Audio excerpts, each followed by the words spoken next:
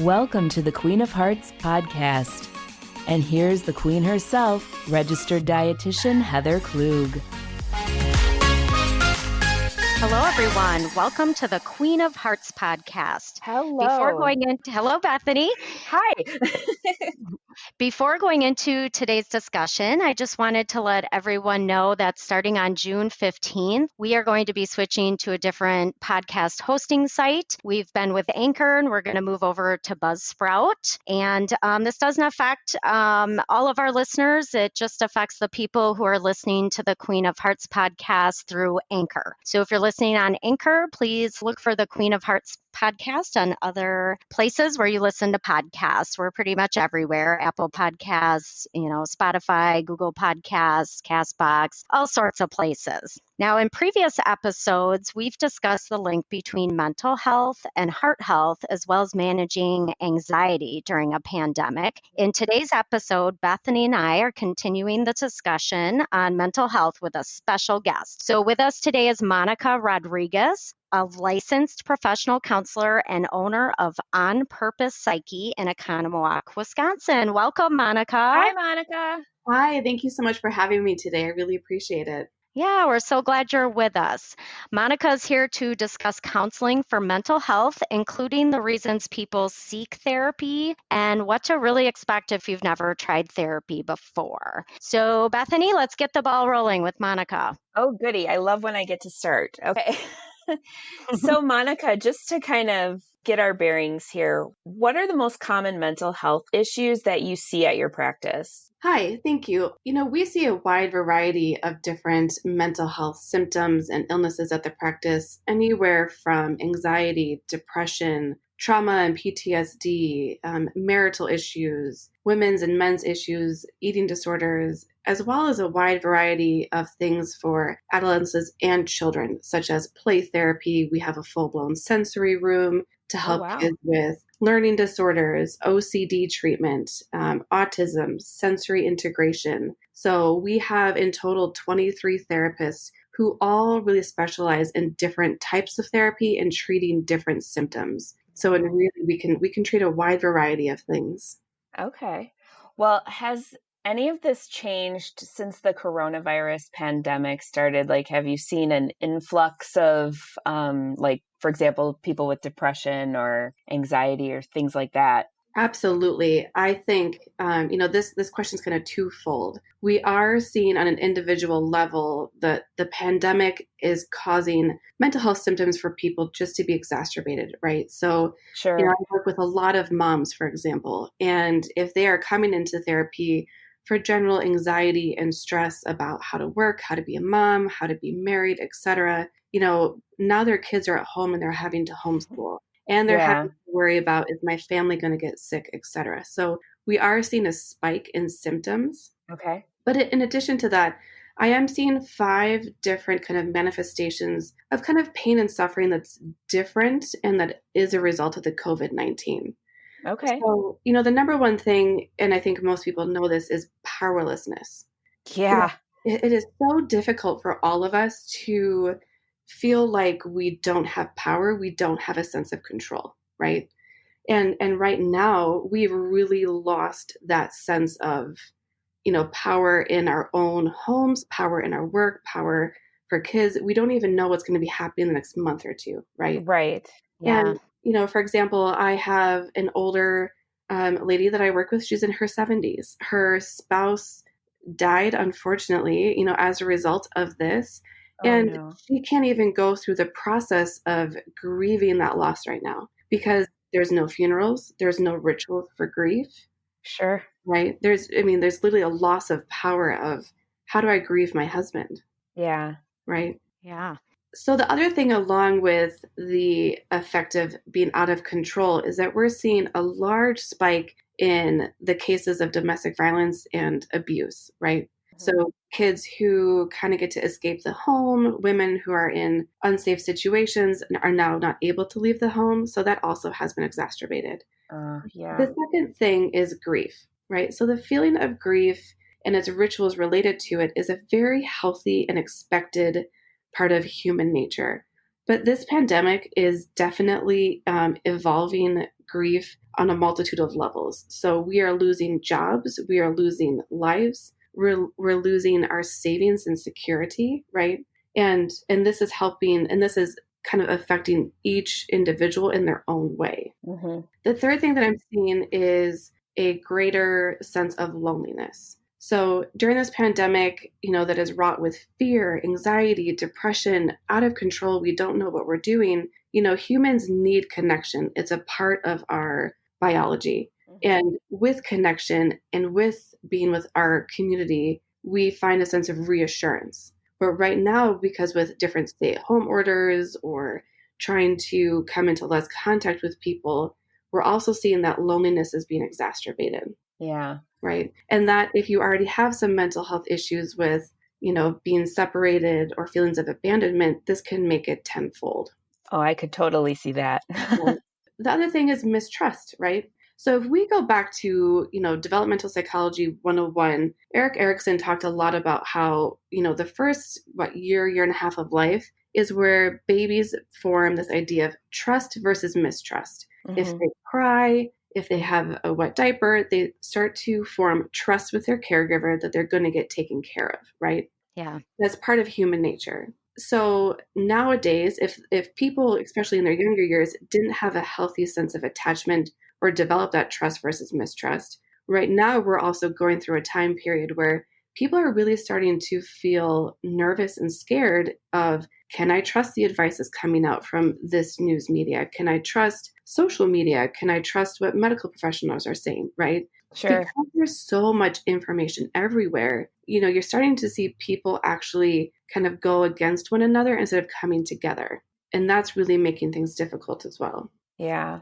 And the last thing I want to say that the pandemic has caused, especially in the mental health field, is this idea of displacement. And I'm talking about psychological displacement, not physical. So many people who kind of have lost their normal place, right? School teachers don't have a classroom to teach in. Mm-hmm. Maybe chefs don't have an audience to kind of cook for and communicate with, right? And that does take a toll on our idea of who we are as humans, my psychological image of myself. Right. And so I would say those are kind of 5 themes that I am seeing that the pandemic is taking a toll on mental health on top of everything that we already go through anyways. And these are things that probably, if you're not used to feeling these things, you might not know exactly what they are. And you might just know that you feel crummy and out of sorts in a lot of different ways. Yeah. And I think that, I do know that there are pockets of people who are talking about these symptoms and these things. But on a day-to-day basis, even as a therapist, and I'm saying this, I will have days where I'm going, man, why am I feeling like this? Is something wrong with me? And there's nothing wrong with me. I mean, these are uncharted territory. Like we are trying to kind of figure out the long-term effects of what the pandemic is going to have on everybody's mental health, children, all the way up into adulthood. Definitely. Yeah. So, wow, that's a lot to take in. And I totally agree with everything you're saying there. So, what do you recommend for women who haven't really dealt with mental health concerns before, but are feeling like they're having issues that have become overwhelming, like you were just talking about? Yeah, so there's a couple of things, and I will say that this idea of trying to normalize pain and suffering is really important, right? We all go through it in different ways, in different modalities, and part of with that is kind of trying to find your own internal light bulb of, what, maybe I do need to go talk to somebody else, right?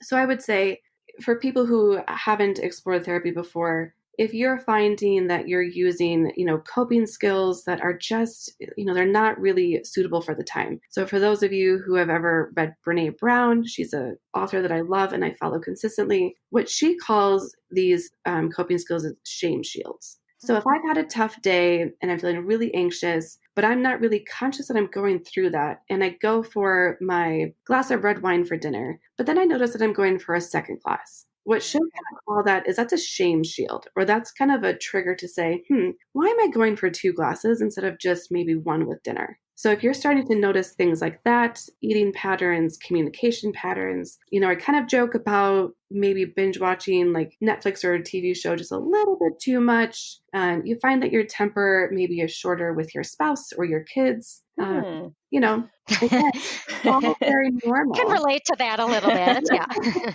And another important part here, I think, especially for women, is we kind of have this internal idea that we have to be the ones, and we feel like we should be the ones to just do it all, know it all. We are like, we're Wonder Woman. We got this.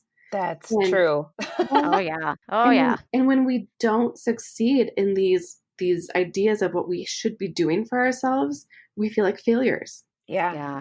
And that is something that I think, women especially move through psychologically that's very different. So I always say to my ladies, are you shoulding on yourself too much? I should do this. I should do that. If I hear that a lot in a therapy session, I'll say time out, right? Yeah. That's a lot.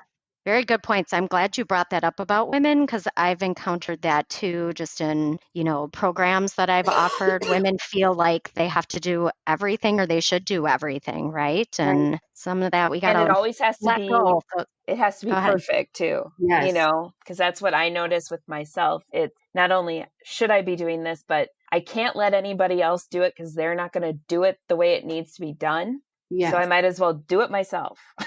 Right. And especially for women who are working with like adolescents, right? No, they're probably not going to do everything perfect, but when you let them do it and fail, you've taught them a beautiful lesson, right? Mm-hmm. And yes, it's going to take way more time to help them learn it, to go through it again. But now you've taught them when they're adult that they know how to do those things. Exactly. So how does someone know? Like, is there a specific point where therapy becomes the best way a person can be helped? Again, if somebody hasn't gone in for therapy before, I know you mentioned a couple things before when you start noticing these things with yourself, but when does somebody say, you know what, maybe I should call and talk to somebody? So women are, I'm just going to say, some of the best storytellers you've ever met, right? When women get together, what do? We tell stories. When you go out with your girlfriends, you talk, right? Men, I'm not saying they don't tell stories, but they're more likely to talk about like, how's work going? How are the Packers playing, etc., right? Mm-hmm. So if you find that you're telling a story to a spouse, a friend, a family member, and the storyline isn't changing and it's making you feel miserable, it's time to go talk to somebody, right? Okay. Because that storyline is guiding your life. Yeah. My house will never be clean enough. If that's a story that you're telling yourself and it's making you depressed, anxious, short with your spouse, have a temper with your kids, then that's going to play out every single day, right? Mm-hmm. So if you think about it, all therapy really is a fancy way of telling your story. The therapist goes, "That's a great story," or "You seem really upset about that. Let's rework it."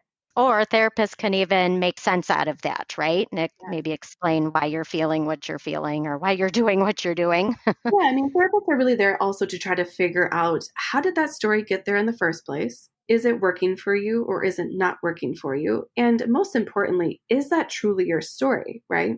Yeah. I mean, there's a lot of cliche about therapists want to talk about your childhood. And sadly, yes, we do, right? But as kids, we watch our parents. And there's always a statement of, do as I say, not as I do. But we know that kids do what you do, right? So if your mom, while you were growing up, said to you, "I don't care if you don't make all A's as long as you try your hardest," but then you watched your mom come home from a review at work where she didn't get a stellar review and go, "Oh my gosh, I'm such an idiot." That kid just learned that not being the best is not okay. Yeah. Because she just watched you beat yourself up, right? Definitely. Yeah, that makes sense. So, Monica, why do you think people are still hesitant to participate in therapy?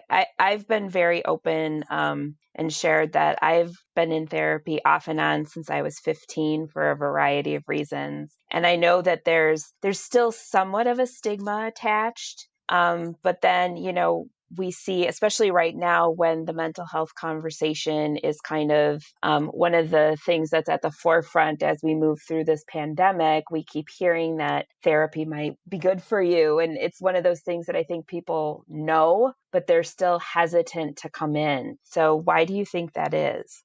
I think it's kind of multifaceted.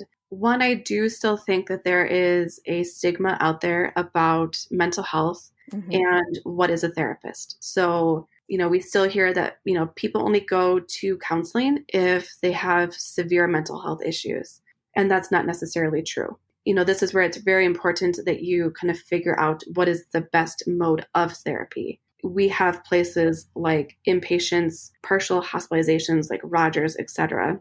Aurora also provides those. And that is for more intense mental health needs, right? What we do is a private practice. And so while we do have to make sure that we're kind of following our ethics and guidelines, because you come in once a week, maybe once a month, therapy doesn't have to be, I'm at a mental break. I've hit rock bottom. It can be, I'm stressed and anxious about parenting, about my marriage, about work, etc. Right? Yeah. And, I've had teenagers that I've seen for years where, it doesn't look like they have mental health issues, but they want a safe place to come and talk about social politics, what's happening on social media, because it's all very confusing for them and does have an impact on their mental health, right? Definitely. And then, of course, the second piece is, there's a lot of stigma about what is a typical therapist. TV and movies shows a very different depiction, I think, of what is actually out there. There's a wide variety of us. And I always say to my clients,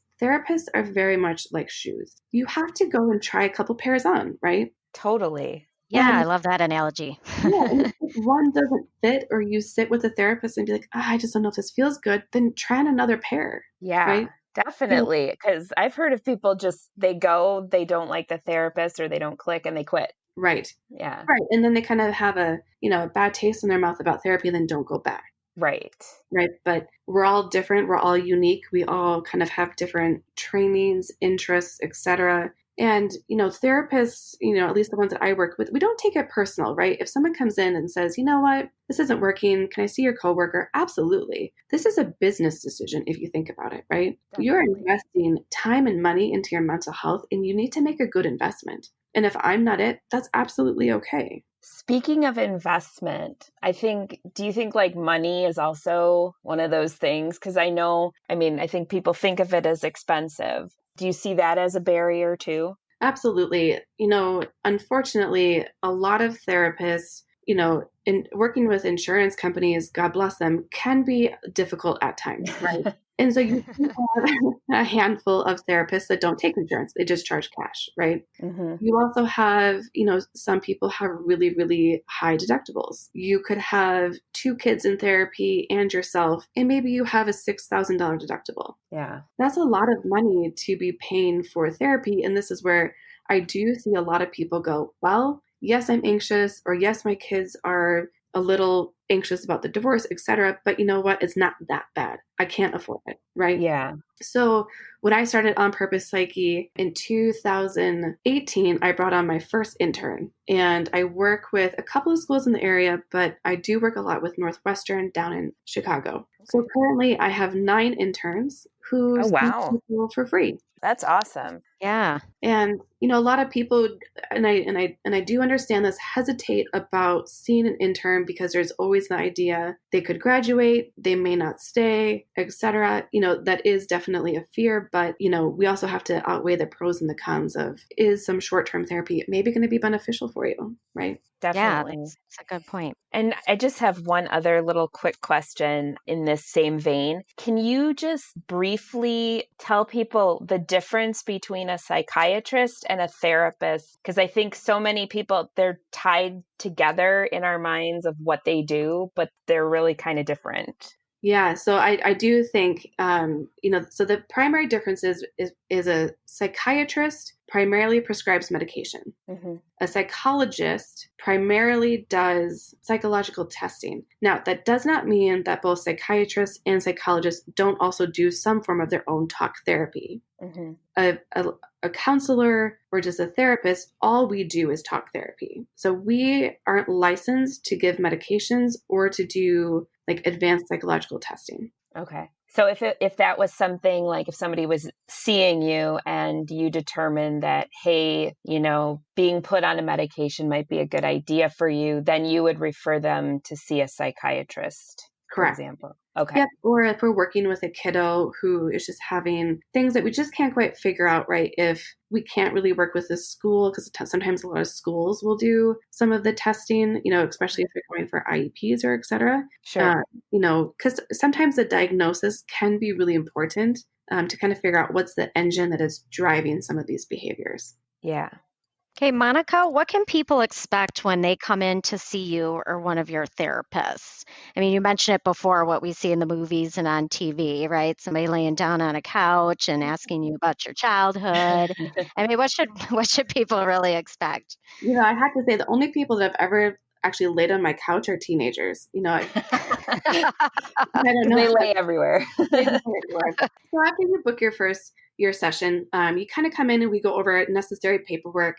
And this is just like, you're protected by HIPAA, you have rights, etc. And then we start kind of just delving into your story. We go back into kind of take a history of your childhood, etc. We set goals. And for me, I always leave about 5 or 10 minutes at the end of our session to say, hey, what questions do you have for me about me as a therapist, about how I do therapy, the practice here? And I will tell you that 9 out of 10 times, especially with my female clients, want to ask me questions about me as a person. So they'll ask me, are you married? Have you ever experienced this? And I don't mind, sharing some details because I do think it's important for people to know that just because we're therapists doesn't mean we have it all together. Yeah. And it doesn't mean that we've also been to our own therapy or that we're still going to our own therapy and that we do understand pain and suffering. And this is really important for women, I think, because women have, I think, difficulties, especially talking with one another when we are experiencing a sense of shame, right? So if you have a family member or a friend who is going through a divorce, research tells us that women are less likely to share with their other female friends and family that they're going through something in fear that that other woman is going to judge them. I can believe that. Yeah. So if my friend were to come to me and say, Monica, I've decided that, my marriage isn't working. I think I'm going to get a divorce. Honestly, the first thought that's going to go through my head is, oh my gosh, if that can happen to her, it can happen to me. And that's a painful feeling, right? Yeah. Definitely. And so, I encourage women, especially, therapy is a place where you can come talk. It is HIPAA protected. I can't tell anybody. I'm not going to call your family or your best friends and tell them everything you've said. Come and tell your story, get it out, because it's very therapeutic to just talk and process, right? Definitely. Yeah. But after that first session, right, this is where clients get to decide, you're not the therapist for me. I'm going to try this. And we just kind of keep in communication throughout your treatment of how are you feeling? Do you feel like this is helping? Do we need to change it up? Yeah. So what kind of advice can you give to somebody who they themselves feel like they're in a good place, but they have a loved one who they notice is struggling and the person seems resistant to come into therapy? How would you recommend they go about kind of broaching the topic and getting them to maybe see somebody? Yeah, so I'm going to go back to that idea of, humans crave connection. And there's a big difference between empathy and sympathy, right? So sympathy is, I feel so sorry for you. And empathy is, I totally get where you're coming from. That must be really painful. Definitely. And sometimes what we need as individuals is for somebody to say to us, I totally get where you're coming from. I've been through it myself. And you know what helped me was this, right? Because when somebody just says, oh, what was you? I feel so bad for you. It doesn't really make me feel inspired to go change. It just makes me feel like you're judging me. Right. Right. Yeah. But that connection can sometimes help people feel a sense of hope. If this has helped you, maybe this will help me too. Definitely. Yeah. So, Monica, if someone is interested in making an appointment with you, how would they go about doing that? So they can always feel free to give me or any of the other therapists a phone call. We do try to at least give, a 5-minute window to try to talk about what you're looking for. Am I going to be the best fit for you? Email is always a great way. And then I'll make sure that I kind of attach somewhere in the comments or in the description here, a booking link online. So a lot of times people, because therapy is a very private thing, want to have the chance to be able to look at the therapist, read their bios, look at their picture, get a feel for it. And so we have an electronic medical record system. It's all HIPAA secured, where you can actually book appointments, either your initial or any subsequent appointments, all online. That way you're never waiting for me or a receptionist to give you a call back or email you, because that can take some time going back and forth. Again, kind of gives clients a sense of power that I can book and control my appointments when needed. Excellent. Yeah, wonderful.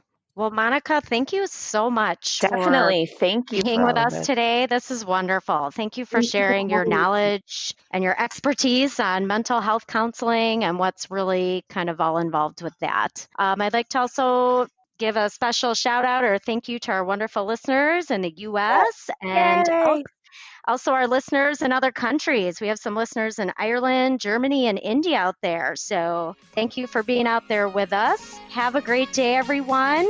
And as we always say, be the ruler of your own heart. Goodbye.